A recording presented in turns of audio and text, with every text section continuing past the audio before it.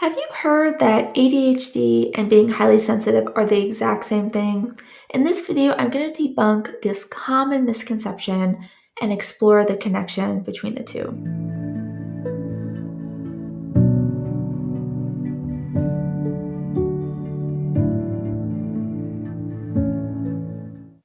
An overstimulated, highly sensitive person easily mimics some of the characteristics of ADHD: difficulty focusing, struggling to regulate emotions, being impulsive in your actions or your behaviors. With an HSP who doesn't have ADHD, these all fade away. When you get enough rest, you get enough downtime, when you can turn down the stress. You actually see a lot of kind of pseudo ADHD in HSPs and non HSPs alike that's environmentally brought on, but it's not neurologically based because all of the stimulation, all of the screen time, all of the busyness that we're now subjected to. So it's easy to feel scattered and have difficulty focusing. Some of the other characteristics of ADHD also show up in some HSPs, but not all. Things like hyperfocusing, deep diving into whatever you're interested in, wanting more stimulation, and experiencing rejection sensitivity, which is that experience of being greatly impacted by negative feedback or rejection.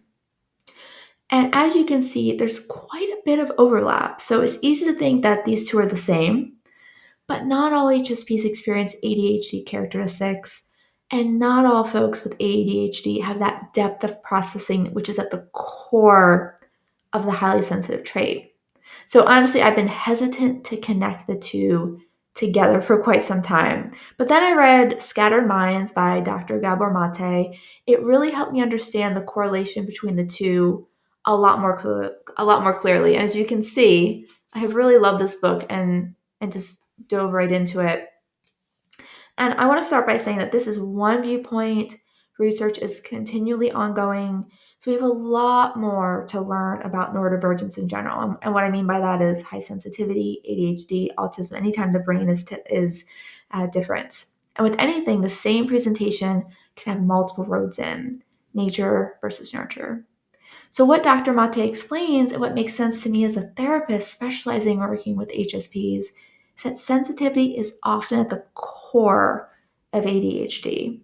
So, for instance, when you have a sensitive infant or child who's more naturally attuned to their environment, more impacted by the people around them, they are going to be more susceptible when there's an unmet need, when there's an attachment rupture, a disconnection with a parent or caregiver, when they feel helpless or emotionally hurt in some way. So when this wound happens, the emotional centers of your brain are more active, which then overrides the ability for your brain, your prefrontal cortex, to focus and engage in executive functioning. So the emotional brain is in control.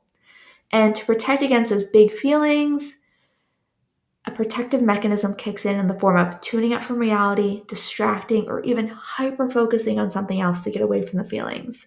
So this distracts from being uncomfortable, from being in those intolerable emotions. And unfortunately, when this happens at a young age, your brain gets stuck in these patterns of inattention and hyperactivity.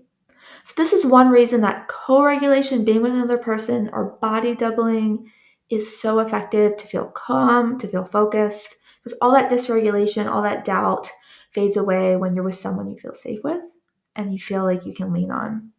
So looking at ADHD from this lens, sensitivity being the root that sometimes grows into ADHD because of an unmet need makes a lot of sense.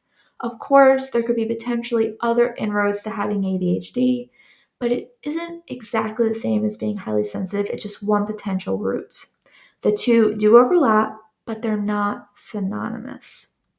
So feel free to share your own experiences with ADHD as an HSP in the comments. I'd love to hear from you. And for more resources, including my free sensitive self-care workshop, check the description below. And as always, thank you so much for watching, and I'll see you next time.